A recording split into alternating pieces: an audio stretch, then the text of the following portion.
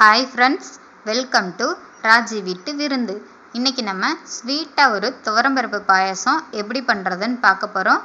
அதுக்கு முன்னாடி நம்ம சேனலை சப்ஸ்கிரைப் பண்ணாதவங்க சப்ஸ்கிரைப் பண்ணிக்கோங்க. இப்போ வாங்க நம்ம வீடியோக்குள்ளே போகலாம்.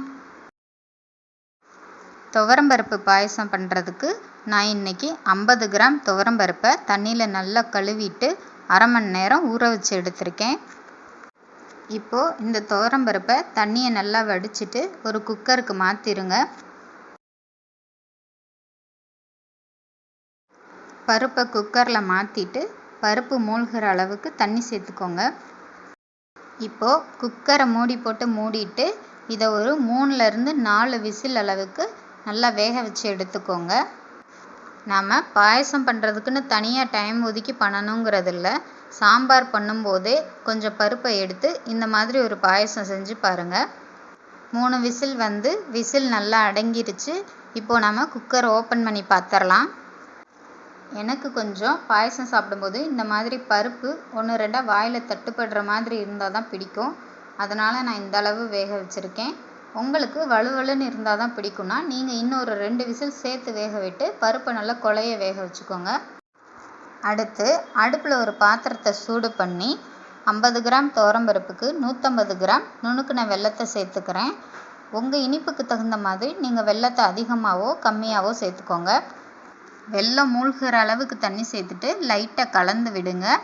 வெல்லம்லாம் நல்லா கரைஞ்சா போதும், இதுக்கு பதம் எதுவும் தேவையில்லை. வெல்லம்லாம் நல்லா கரைஞ்சிருச்சு. இந்த வெல்லப்பாகை கல் மண் எதுவும் இல்லாமல் நல்லா வடிகட்டி சுத்தமாக எடுத்துக்கலாம்.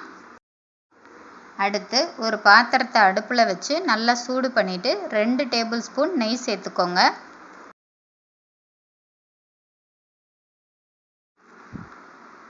நெய் உருகி சூடானதும் இதில் கொஞ்சம் முந்திரி பருப்பை சேர்த்துட்டு முந்திரி பருப்பு லைட் ப்ரௌன் கலர் வர்ற வரைக்கும் வறுத்துக்கோங்க.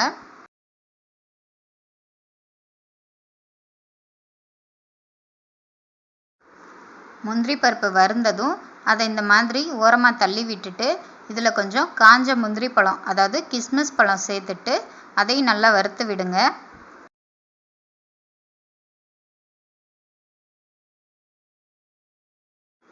கிஸ்மிஸ் பழம் பலூன் மாதிரி ஊதி வரும் பாருங்கள். அந்த ஸ்டேஜில் நாம் கிஸ்மிஸ் பழத்தையும் முந்திரி பருப்பையும் பாத்திரத்துலேருந்து வெளியில் எடுத்துடலாம்.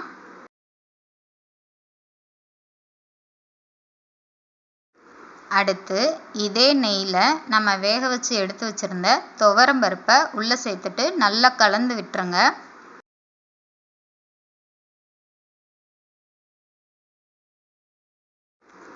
பருப்பு கூட நம்ம ரெடி பண்ணி வச்சுருந்த வெல்லப்பாகையும் உள்ளே சேர்த்துட்டு நல்லா கலந்து விட்டுருங்க. இப்போது ஸ்டவ்வை மீடியம் ஃப்ளேமில் வச்சுட்டு இதை 10லேருந்து 15 நிமிஷம் வரைக்கும் நல்லா கொதிக்க விட்டுக்கோங்க. 15 நிமிஷம் கழித்து 100 மில்லி தேங்காய் பாலை இது கூட சேர்த்து நல்லா கலந்து விட்டுருங்க. தேங்காய் பால் கொஞ்சம் திக்காக இருக்க மாதிரி பார்த்துக்கோங்க. அப்போ தான் பாயசம் நமக்கு கொஞ்சம் திக்கான கன்சிஸ்டன்சியில் கிடைக்கும்.